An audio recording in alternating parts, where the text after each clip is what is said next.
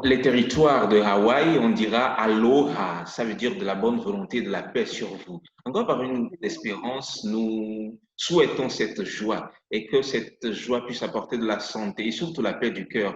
Et semaine après semaine, nous sommes au rendez-vous, docteur Pauline est au rendez-vous.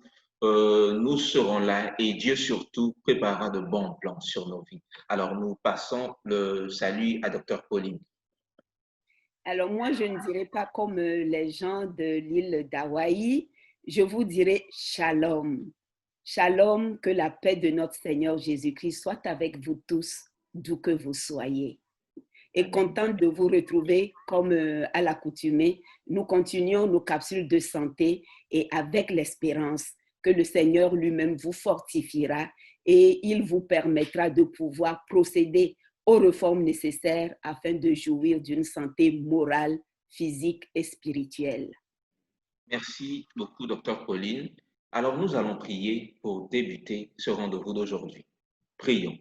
Ton Père céleste, éternel notre Dieu, merci de ce que tu veux nous donner de ta paix. Pas comme le monde le donne, mais ta paix, elle est profonde. Ta paix, elle est parfaite, elle est complète. Aide-nous à ce que, Seigneur, nous puissions, en entendant ces messages importants, que nous puissions les mettre en pratique, car seuls ceux-là ont été promis la joie et cette paix profonde que tu peux donner. Merci, viens, dispose nos cœurs et parle-nous toi-même. Au nom tout-puissant de Jésus-Christ de Nazareth, j'ai prié. Amen. Amen. Amen. Alors, Dr. Pauline, vous avez la parole. Merci Arsène, merci encore à nos auditeurs pour votre fidélité à l'écoute de nos capsules. Aujourd'hui, nous poursuivons notre série sur l'alimentation salutaire. Et la dernière fois, nous avons vu quoi remplacer ou quel aliment devons-nous prendre en remplacement de la viande. Et nous avons vu la base de notre pyramide qui n'était constituée que d'herbes, de fruits, de céréales complètes. Alors aujourd'hui, nous allons voir le deuxième niveau de notre pyramide. Et pour rappel, notre pyramide était constituée de 4 niveaux. La base, les herbes, les herbes fines, les céréales complètes. Et la deuxième phase, et nous disions la dernière fois que puisque c'est la base de notre alimentation, nous pouvons les manger à profusion sans limite, sauf que nous ne vous poussons pas à la gourmandise. Tenez compte de votre faim, écoutez votre corps, mangez à votre faim, mangez à satiété. Ne dépassez pas les limites au risque de devenir intempérant. Donc, nous disons la base, c'est ce que notre Seigneur, notre Père nous a prescrit en Éden, c'est les végétaux. Quel genre de végétaux? C'est les herbes, c'est les céréales complètes que nous devons manger minimum 3 à 4 portions par jour. C'est la base de notre plat. Pourquoi? Parce que ces catégories de végétaux nous donnent tous les nutriments dont notre organisme a besoin pour pouvoir être en santé. Aujourd'hui, nous allons parler du deuxième niveau et comme d'habitude, on va partager ensemble l'écran. Donc, je partage mon écran avec vous. Au deuxième niveau,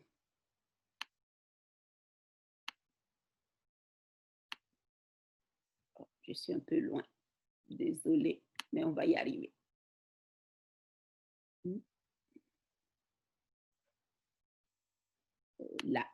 Là, nous sommes au deuxième niveau. Qu'est-ce que notre pyramide d'aliments salutaires nous dit?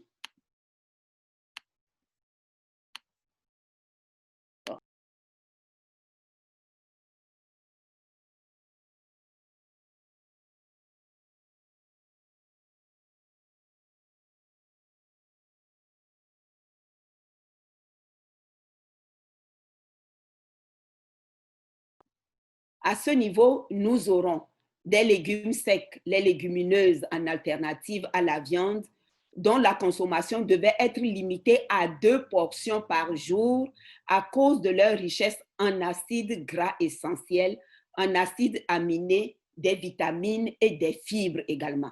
Donc, tantôt, je disais que la base, nous recommandons que quotidiennement, nous puissions manger 3 à 4 portions, mais les aliments du deuxième niveau, que nous allons voir en détail tantôt, nous recommandons 2 portions.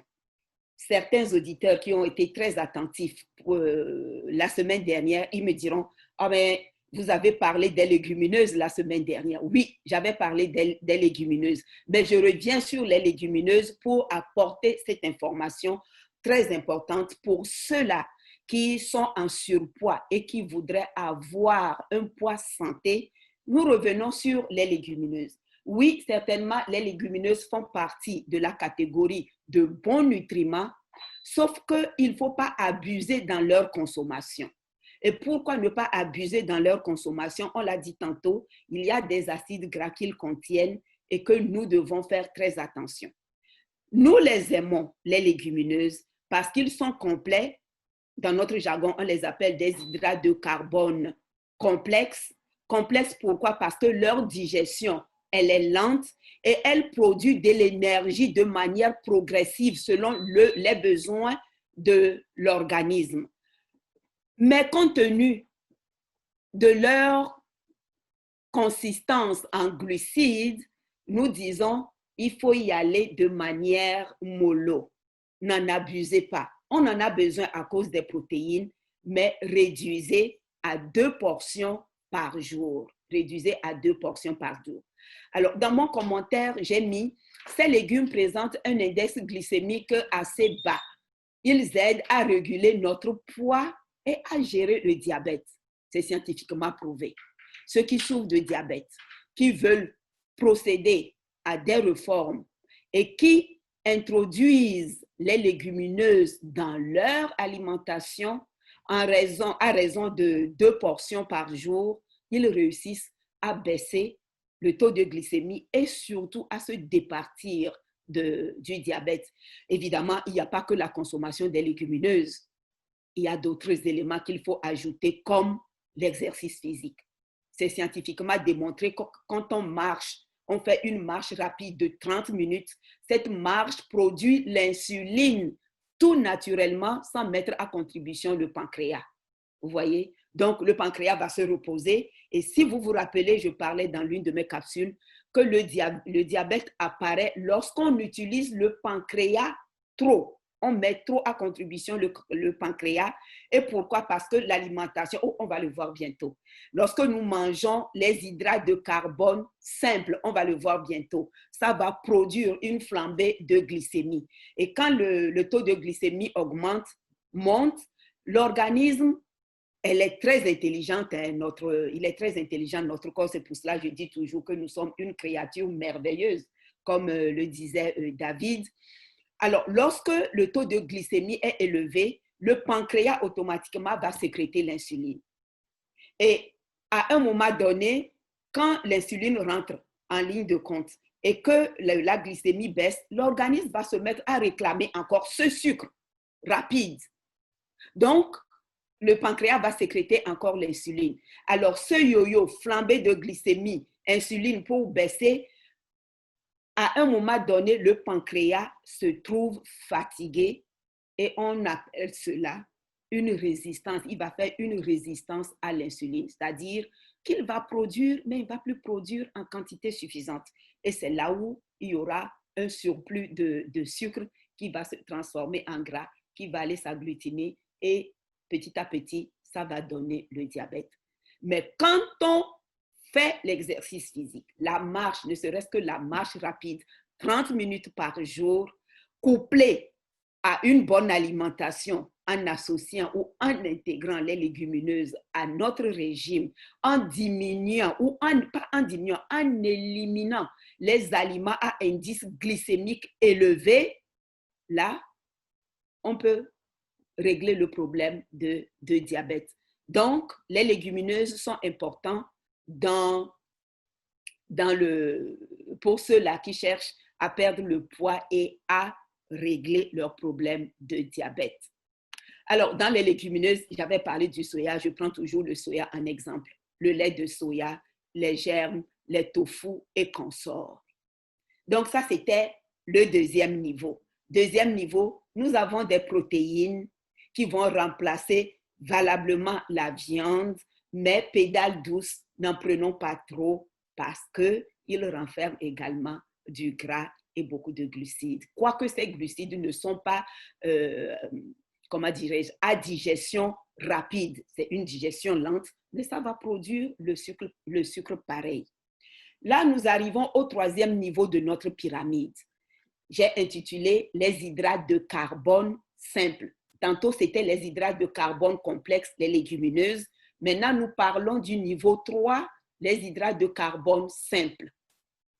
Et les deux spécialistes de la nutrition que nous avons interrogés, que nous avons approchés, c'était Pamplona et Campbell, non, et Jacob, c'est leur pyramide que nous avons pris. Jacob et Pamplona, ils disent unanimement, ils reconnaissent que les aliments de ce troisième niveau, en principe, nous ne devions pas le consommer. Et pourquoi? Toute la démonstration que j'ai faite tantôt concernant l'élévation du glucose, disons, de la glycémie, la mise à contribution du pancréas pour l'insuline et ce yo-yo qui fera que notre organisme va développer une résistance à l'insuline, ces aliments que nous nommons les hydrates de carbone simples, c'est eux qui font ça. Ils font quoi? Dès que nous les consommons, vous voyez bien, j'ai pris de belles images là pour vous, nous avons le sucre. Le sucre raffiné, qu'il soit brun ou qu'il soit blanc ou qu'il soit je ne sais quoi, il ne faut pas en prendre. Et je vous renvoie à nos toutes premières capsules d'où nous parlons, disons, au cours desquelles nous parlons des produits raffinés. Et je citais souvent tout ce qui est blanchi, le sucre blanchi, la farine blanche, le riz blanc, tout ce qui a été raffiné. Ils sont à proscrire ou si nous voulons les consommer en moindre proportion. Peut-être une proportion, 1 ou 2 fois par semaine. Mais si on peut les éviter, mieux nous nous porterons. Donc, nous disons les hydrates de carbone simples. Pourquoi? Parce que quand nous les consommons, c'est dans quelques heures seulement, ils se transforment en sucre. Ils se transforment en sucre rapide et l'organisme, ça fait monter la glycémie, l'insuline, ainsi de suite. Ça nous expose au diabète, au risque de diabète. Et là, si vous faites attention, les exemples que j'ai pris, nous avons le pain blanc, nous avons la pâtisserie, tout ça, c'est les gâteaux, c'est les viennoiseries, c'est la pâtisserie. Nous avons les pâtes, macaroni que nous aimons souvent. Ici, nous avons, c'est une pizza, peut-être qu'on ne trouvera pas chez nous, mais faite à base de pain. Et tous ces exemples que j'ai pris ici, ils ont pour base le blé. Le pain blanc, c'est du blé raffiné. Les pâtisseries que nous avons ici, à base de blé. Les pâtes, le blé. La pizza, le blé. Alors, la question est de savoir, Pauline, est-ce qu'on est contre le blé? Ce n'est pas moi qui le dirais. Je suis allée comme d'habitude. Je suis allée consulter, j'ai interrogé. Je ne dirais plus sommité de la nutrition, mais j'ai interrogé la plume inspirée. Et nous allons comprendre. Je vais vous le lire. Ce que la plume inspirée dit. Rappelez-vous, chers auditeurs, que lorsque nous interrogions les sommités de la nutrition, il y avait parmi ces sommités une dame, je vous disais que je l'aime beaucoup parce qu'elle est très prolifère, elle a écrit beaucoup de choses et ce qu'elle a écrit dans ses livres se trouve être vérifié aujourd'hui. C'était comme des prophéties, plus de 150 ans plus tôt, elle a dit des choses qui se sont révélées sur le plan scientifique. Moi, je la compare, je compare ses propos avec la science, parce que la science a démontré. Je vous donne un exemple. elle dit dans l'un de ses livres Conseils sur la nutrition et les aliments, de ne jamais manger le lait avec le sucre. Je vous avoue, quand j'avais lu, je dis, mais comment est-ce qu'on peut boire du lait sans sucre? Scientifiquement, pendant que je faisais mes études en naturopathie, j'ai compris. Le jour où nous étudions le lait, les constituants du lait, j'ai compris pourquoi cette dame disait 100 ans, plus de 100 ans plus tôt, ne buvez pas le lait avec le sucre. Parce que le lait même, il y a du sucre dans le lait, plus le sucre que nous allons ajouter c'est deux poisons. Peut-être que je vous ferai une capsule sur le lait seulement, les constituants du lait. Ça donne froid dans le dos. Ce que nous mangeons, ce que nous buvons, sans savoir ce que ça a comme implication sur notre santé. Donc, le lait plus le sucre, c'est deux poisons.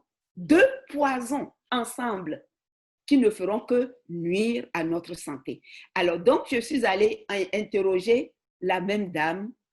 Désolée, probablement qu'il y aura des sceptiques qui ne vont pas croire, mais moi, je crois parce que j'ai eu à vérifier pas mal de ces écrits que la science a eu à corroborer ou, comment dirais-je, à expérimenter, à montrer la véracité de ce que cette dame avait prédit. Donc, dans un de ses livres, le livre s'intitule Tempérance, au chapitre 2, les origines, le chapitre est intitulé Les origines de l'intempérance, elle nous dit ceci. Satan rassembla les anges déchus et tous ensemble, ils cherchèrent le moyen de faire le plus mal possible à la famille humaine. Les suggestions se succédèrent. Finalement, Satan lui-même mit au point le plan suivant. Il prendrait, écoutez bien, il prendrait le fruit de la vigne. Je prépare une capsule sur le fruit de la vigne, on comprendra. Il prendrait le fruit de la vigne, le blé et d'autres produits que Dieu avait donnés pour nourriture.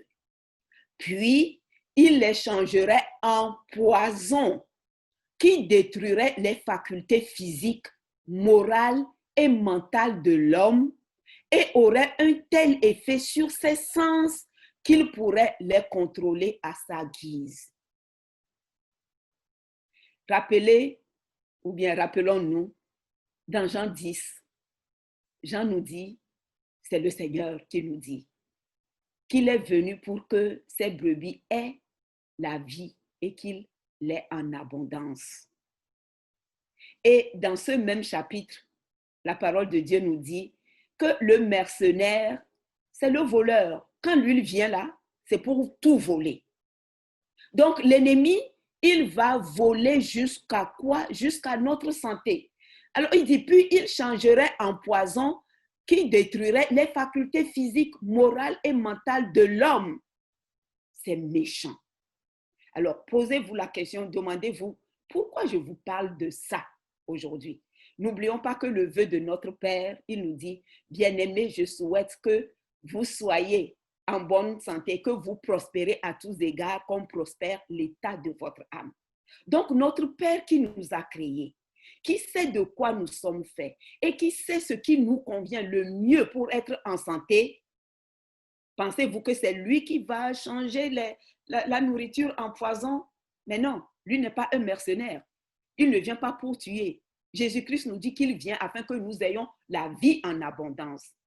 Et c'est pour cela que le Seigneur nous donne des choses cachées, il nous les révèle afin que nous sachions comment marcher, que nous sachions faire de bons choix. Alors pourquoi Pauline parle de ça en tant que naturopathe? Je vous en parle parce que tous ces produits faits à base de blé, puisque dans la citation que j'ai prise tantôt, que je vous ai lue tantôt, il est question de blé, c'est-à-dire que l'ennemi prendrait le fruit de la vigne, le blé et d'autres produits que Dieu avait donnés pour nourriture. Il va les changer en poison. Aujourd'hui, c'est scientifiquement connu, Dans mes capsules précédentes, j'en avais déjà parlé, mais je ne m'étais pas focuseuse, je n'avais pas mis assez d'emphase là-dessus. Aujourd'hui, je mets l'emphase là-dessus pour que vous compreniez pourquoi. Le blé que nous consommons aujourd'hui, ce n'est pas le blé original, c'est le blé de labo. Et c'est surtout dans les années 1950 que le blé a été génétiquement modifié. C'est un blé de laboratoire. En Afrique, on ne cultive pas le blé, mais ici, en Occident, les champs, les anciens champs de blé, c'était vous passez dans un champ, vous voyez, la taille de blé, c'était très, très grand. Mais aujourd'hui, c'est des petits, vous voyez, des blés nains, mais qui produisent déjà. Et ce blé, nous connaissons aujourd'hui des gens qui développent de l'intolérance au blé. Communément, on dira l'intolérance au gluten. Et ça va jusqu'à provoquer des maladies qu'on appelle des maladies auto-immunes. Et pourquoi? Parce que ça va rendre poreux notre système digestif, surtout l'intestin. N'oubliez pas, lorsque nous parlions des émonctoires, je disais qu'au niveau de l'intestin, il faut que nous fassions attention parce que l'assimilation des nutriments se fait au niveau de l'intestin. Mais lorsque, pour des gens qui développent une intolérance au gluten, lorsqu'ils vont manger le blé modifié, et que ça arrive au niveau de l'intestin, l'organisme d'abord ne le reconnaît pas comme aliment nécessaire, j'en avais déjà parlé. Les enzymes qui vont fractionner ce blé, les enzymes ne le reconnaissent pas. Donc, le travail de fragmentation, de métabolisme et de digestion qui devait se faire ne se fait pas normalement. Et le gluten va rester dans la paroi intestinale jusqu'à rendre cette paroi poreuse. Et c'est en ce temps que les toxines qui ne devaient pas se retrouver dans l'organisme, ils vont passer par ces parois parce que ce n'est plus, comment dirais-je, fermé. Les parois ne sont pas fermées, elles sont devenues poreuses, les frontières sont devenues ouvertes en quelque sorte. Alors, ces toxines vont s'infiltrer dans le sang et ils vont aller s'agglutiner dans des endroits où ils ne devaient pas se retrouver. Et c'est ainsi que nous développons de nouvelles maladies que nous connaissons aujourd'hui et qui pilulent en Occident. C'est les maladies auto-immunes. Vous allez entendre parler de la maladie de Crohn, vous allez entendre parler de la porosité intestinale en quelque sorte. Alors, d'où est-ce que ça vient, l'origine de ces maladies? Quelque part, le blé en est pour cause. Le blé en est pour cause. Dieu est bon. 100 ans plus tôt, il y a cette plume inspirée qui savait. Dieu nous a parlé.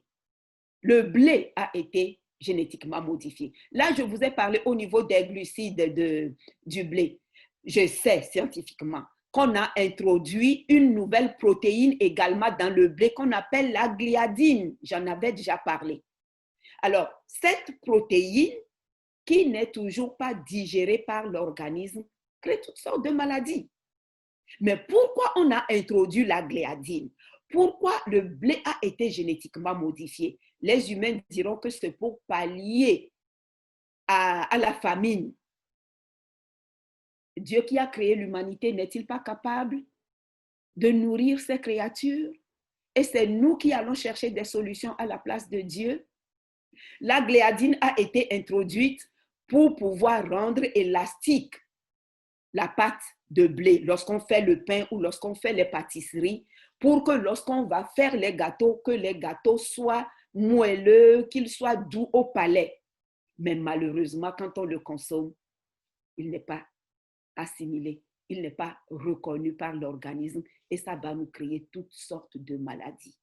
Ça va nous créer toutes sortes de maladies. Alors, le Seigneur nous aime. Il continue toujours à nous appeler. Il nous donne les informations pour que nous fassions attention à nous. Aujourd'hui, nous connaissons le blé. Le maïs a été génétiquement modifié. Et la plume inspirée nous dira d'autres produits que Dieu avait donnés pour nourriture. Le blé, nous savons ce que le blé fait, génétiquement modifié. Je viens de vous en parler. Le maïs, on en consomme, génétiquement modifié. Qu'est-ce que ça va donner? Dieu seul sait. Dieu seul sait. Mais derrière tout ça, le voleur, le mercenaire, il est à l'œuvre. Alors, frères et sœurs, aux chers amis, auditeurs, faisons attention aux conseils que le Seigneur nous donne chaque jour afin que nous puissions garder notre corps qui est le temple de son esprit et qu'il ait du plaisir à vivre en nous, à rester en nous. Le quatrième niveau, c'est les aliments à prohiber.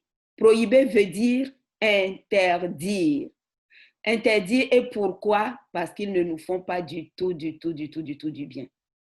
Et ces aliments, c'est la viande, on en a déjà parlé, je ne vais plus revenir là-dessus, c'est les charcuteries, les viandes froides, les chips, c'est les bananes frites, bananes pas mûres, c'est pas bananes plantains pas mûres qu'on frit, c'est ça qu'on appelle chips, les pommes de terre je ne dirais pas mûres, les pommes de terre on va griller, on va passer par un processus de transformation là pour les sécher, les saler, les sucrer.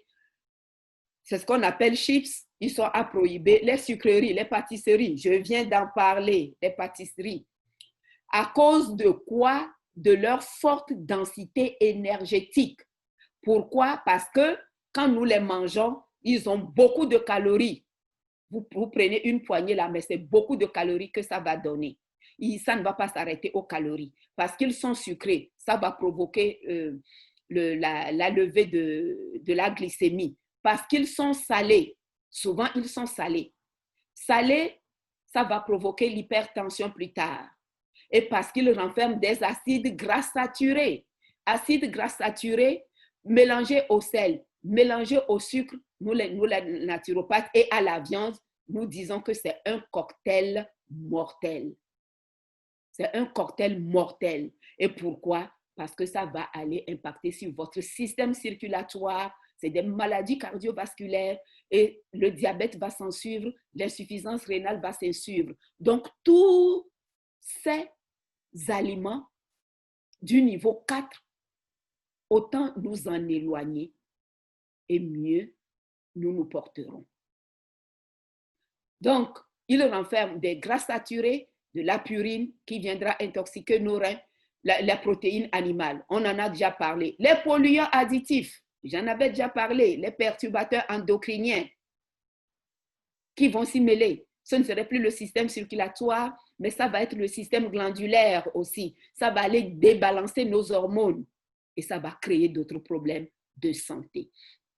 Donc, tous ces produits ou tous ces aliments, c'est les sucreries. Ici, vous avez les sucreries, c'est les Coca-Cola, c'est toutes ces boissons gazeuses qui ne renferment que du sucre. Du sucre. Ça ne nous aide pas. C'est le diabète, c'est l'hypertension, c'est les insuffisances rénales, le cholestérol. Donc, le niveau 4 de la pyramide, ce sont des aliments à prohiber, à interdire. Éloignez-vous de ces aliments. Là, je viens de finir les 4 piliers de notre pyramide d'aliments salutaires.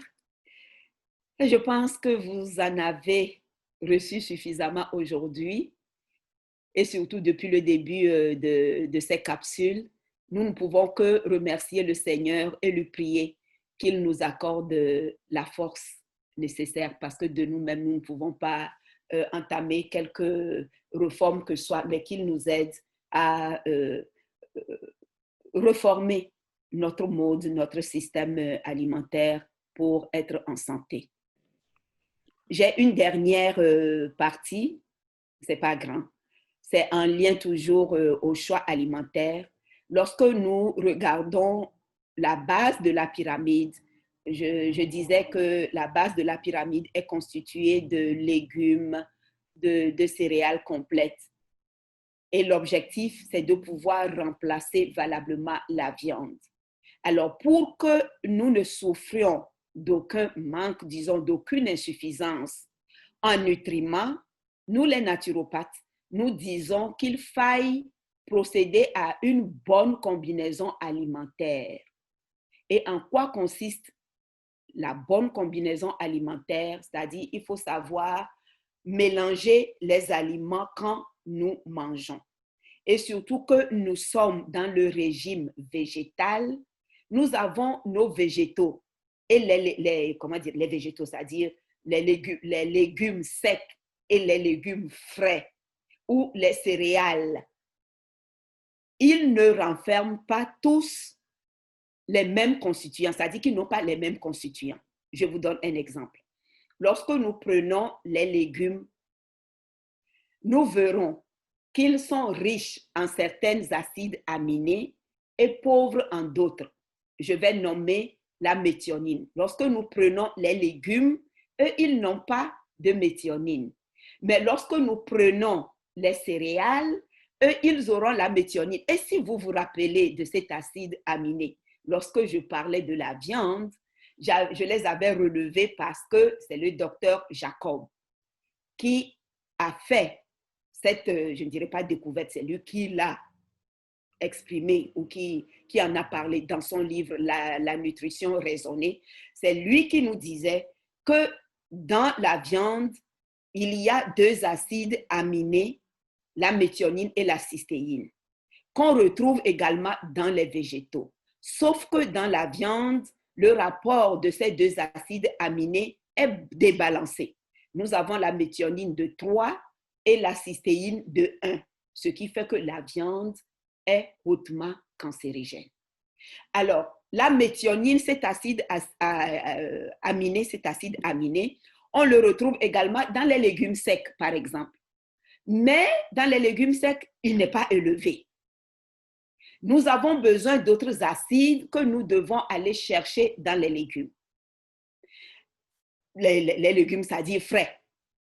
C'est pour cela que nous disons, il va falloir combiner les aliments pour ne souffrir d'aucune insuffisance. Alors nous disons, prenez des céréales avec des légumes secs, c'est parfait.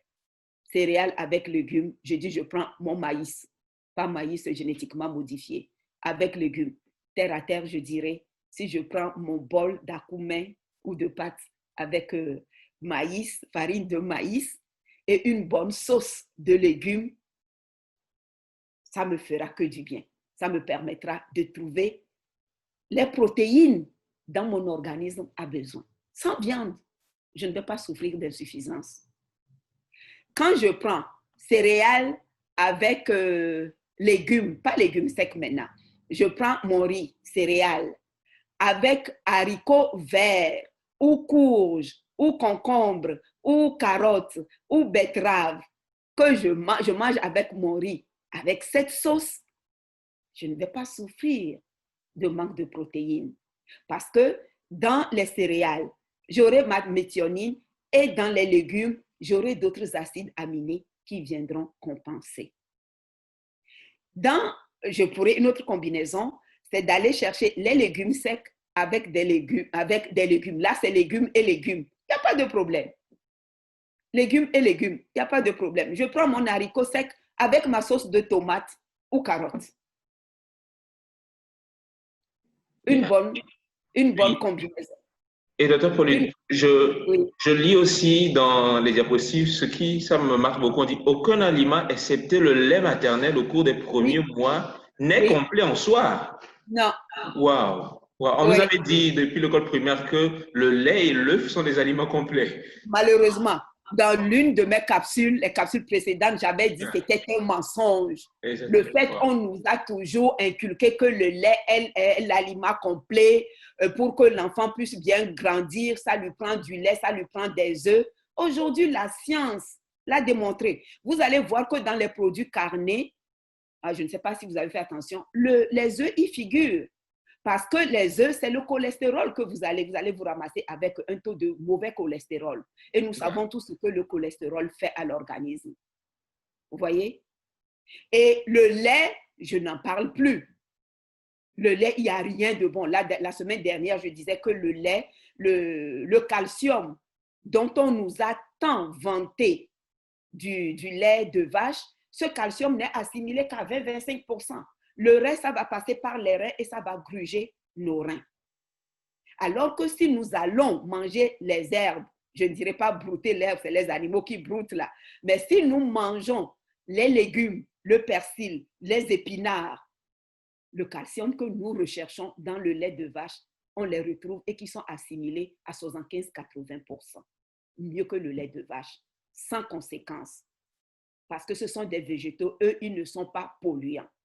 Alors, Dieu a bien fait les choses. Il n'y a que le lait maternel qui soit complet pour que le bébé soit bien nourri et qu'il soit en santé. Maintenant, dépendamment de ce que maman mange aussi, il faut que maman mange de bonnes choses. Là, c'est une parenthèse que je referme. Donc, j'ai vu que les bonnes combinaisons alimentaires, c'est très important. La semaine prochaine, nous verrons que manger varié et coloré également, c'est très important. On le verra la semaine prochaine. Maintenant, au niveau des fruits, ça va être la fin de la capsule d'aujourd'hui. Les fruits, comment manger les fruits? Les fruits, on les classe en 3 catégories. Nous avons les fruits doux, les fruits acides et les fruits qui ne renferment que de l'eau.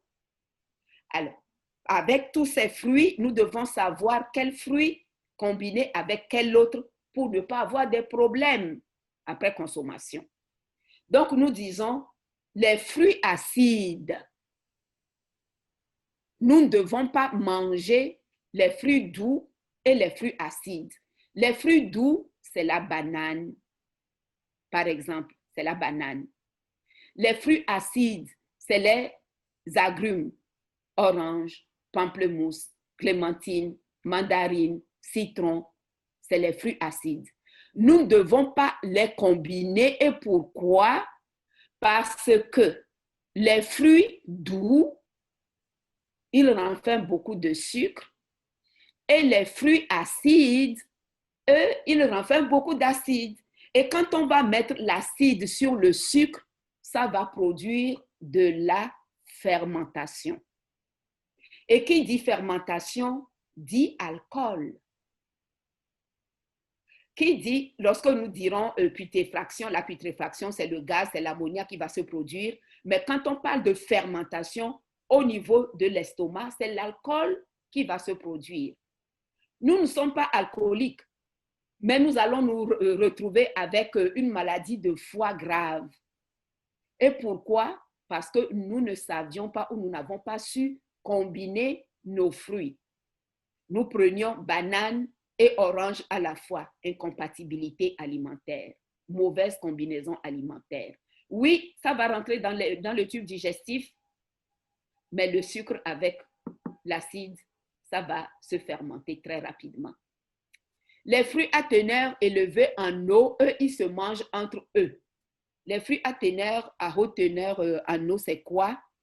C'est les fruits de la famille des pastèques.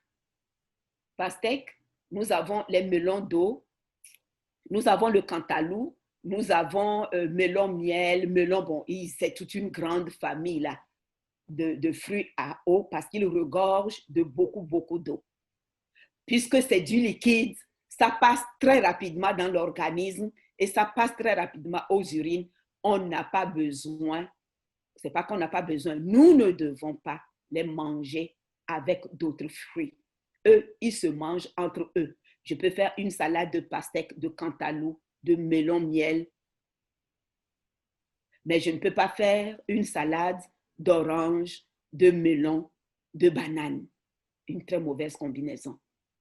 Une très mauvaise combinaison. Et enfin, les fruits demi-doux sont compatibles avec les fruits acides. Demi-doux, c'est ananas. Ananas et orange, je peux les manger ensemble. Il n'y a pas de problème. Voilà, chers amis auditeurs, la capsule d'aujourd'hui qui met fin à la pyramide alimentaire, comment dirais-je, la pyramide des aliments salutaires. Vous entendez bien dans le terme salutaire, la santé. je ne dirais pas le salut, mais la santé. La Exactement. santé physique est comme notre santé spirituelle est liée à notre santé physique. Donc, quelque part, on pourra parler de salut également. Je vous remercie une fois de plus pour votre attention soutenue et que l'Éternel nous garde, qu'il nous fortifie et qu'il nous accorde ce pouvoir de pouvoir procéder aux réformes et surtout être attentif à tous ses conseils.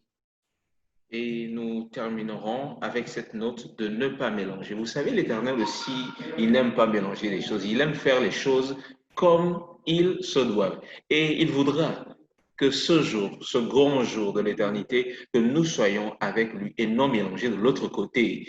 Et tel est notre désir et le désir de Dr. Pauline et cet amour qui presse à pouvoir, semaine après semaine, préparer ces beaux messages pour nous tous dans l'amour du Christ. Alors, nous demanderons à Dr. Pauline de faire cette prière de clôture pour nous remettre entre les mains de Dieu, pour que ce jour, nous soyons trouvés parmi les bonnes combinaisons.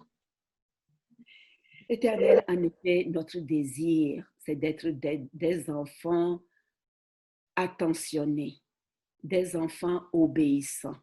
Car toi-même, tu nous recommandes dans ta parole que si nous obéissons à tes commandements, si nous écoutons ta voix, tu ne nous frapperas d'aucune des maladies que tu as frappées l'Égypte.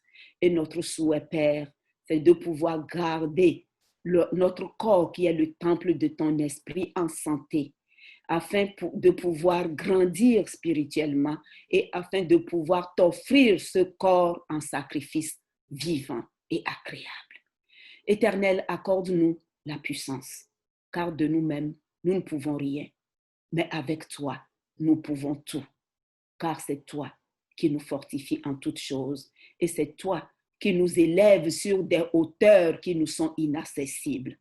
Fais-nous grâce et donne-nous la puissance de ton esprit afin que nous puissions procéder à des réformes sanitaires profondes pour notre santé physique et spirituelle. C'est au nom de Jésus que nous te prions, Père.